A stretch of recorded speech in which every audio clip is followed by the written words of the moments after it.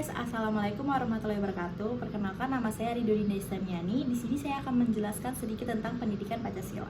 Oke guys, jadi yang pertama saya akan menjelaskan apa sih pendidikan Pancasila itu. Jadi pendidikan Pancasila itu adalah mata kuliah pengembangan kepribadian yang menjelaskan tentang landasan dan tujuan secara paham kebangsaan Indonesia. Pancasila tersebut memiliki filsafat, yaitu filsafat secara harafiah dan filsafat Pancasila secara umum. Filsafat Pancasila secara harafiah yaitu berarti mencintai keberagaman dan mencintai pengetahuan. Filsafat Pancasila secara umum yaitu refleksi kritis dan rasional terhadap Pancasila sebagai dasar negara dan kenyataan budaya. Pancasila sebagai sistem filsafat dibagi menjadi tiga. Yang pertama adalah ontologis, yang kedua adalah epistemologis, yang ketiga adalah aksologis. Ontologis berarti ilmu terkait keberagaman dan keberadaan. Epistemologis berarti ilmu terkait tentang bagaimana Pancasila bisa berada. Dan sedangkan yang ketiga yaitu aksologis berarti ilmu terkait penerapan, mengaplikasikannya, dan juga manfaat serta keunggulan. Ontologi Pancasila menurut Profesor Noto Nagoro ada tiga, yaitu Pancasila adat budaya, Pancasila religi, dan Pancasila negara. Ketiganya ini memiliki sebutan yaitu Triprakara. Prakara pertama yaitu Pancasila adat budaya. Pancasila adat budaya adalah sosio budaya yang memiliki nilai baik serta berkembang benar di dalam kehidupan sosio budaya setiap unsur negara Indonesia. Prakara kedua, Pancasila religi, yaitu nilai Pancasila yang terkandung, hidup, serta berkembang dalam kepercayaan agama-agama di Indonesia.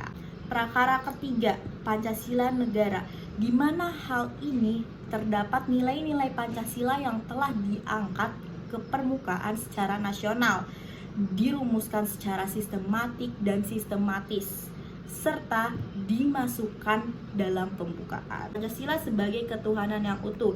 Pancasila adalah filsafat dan secara sistematis urutannya tidak boleh diubah-ubah atau bersifat mutlak. Seperti contohnya piramida, di mana sila yang pertama menjadi basis bagi sila yang lainnya, dan seterusnya. Hakikat inti Pancasila ada 4. Yang pertama adalah Noto Nagoro mengkategorikan isi Pancasila secara umum universal dan nilai-nilai Pancasila berlaku di seluruh dunia.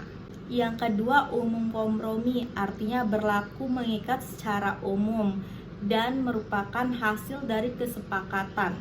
Yang ketiga adalah umum abstrak, artinya adalah nilai-nilai Pancasila bersifat abstrak atau spekulatif. Yang keempat, umum konkret, artinya dihayati dan diamalkan sesuai pemahaman yang konkret. Aksiologi Pancasila, dalam sejarah Pancasila menjadi ukuran tentang tercapainya proklamasi kemerdekaan, yaitu yang bersifat adil dan makmur sesuai dengan nilai-nilai yang ada di Pancasila. Epistemologi Pancasila adalah janji Jepang terhadap Indonesia dan upaya Indonesia terhadap lahirnya Pancasila. Secara historis dikatakan dorongan dari pemerintah penduduk Jepang. Oke guys, jadi saya akan membahas tentang dinamika dan tantangan Pancasila sebagai dasar negara. Yang pertama, argumen tentang dinamika Pancasila, di mana pada saat itu Indonesia lagi diganggu oleh paham komunis dalam peristiwa pemberontakan G30 SPKI yang terjadi pada tahun 1945.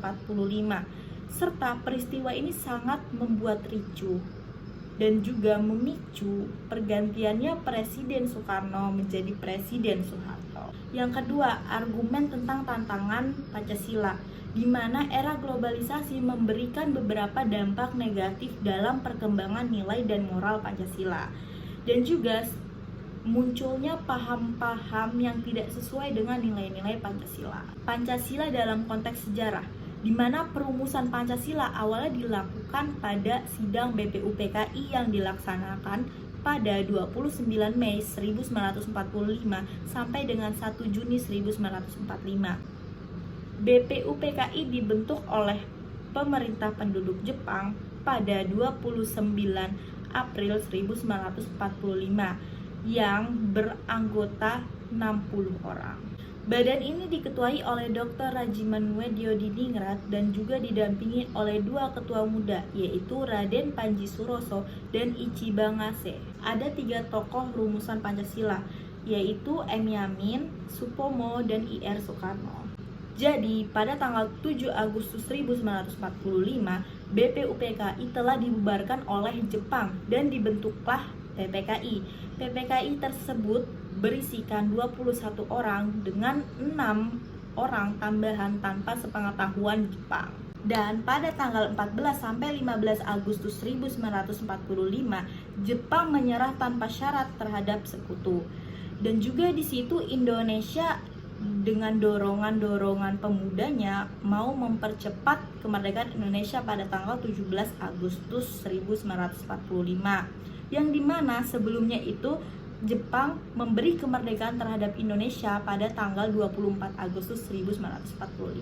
Rencana aksi saya sebagai seorang mahasiswa untuk mengaktualisasikan Pancasila dalam kehidupan bernegara dengan cara mematuhi peraturan-peraturan yang ada di negara ini, yaitu perundang-undangan, rambu-rambu lalu lintas, dan juga saya tidak akan merusak fasilitas-fasilitas yang diberikan oleh negara yang jelas-jelas itu bukan hak saya. Saya juga akan menerapkan nilai-nilai yang ada dalam Pancasila. Terus saya juga akan bermusyawarah sebelum saya mengambil keputusan, karena belum tentu orang setuju kan dengan keputusan yang saya buat. Jadi lebih baik saya bermusyawarah untuk mencapai mufakat, dan itu akan bersifat adil bagi semuanya. Itu sih yang saya bisa lakukan dan rencana saya. Oke guys, jadi itu saja pengetahuan saya tentang pendidikan Pancasila. Kurang lebihnya mohon maaf. Assalamualaikum warahmatullahi wabarakatuh. See you.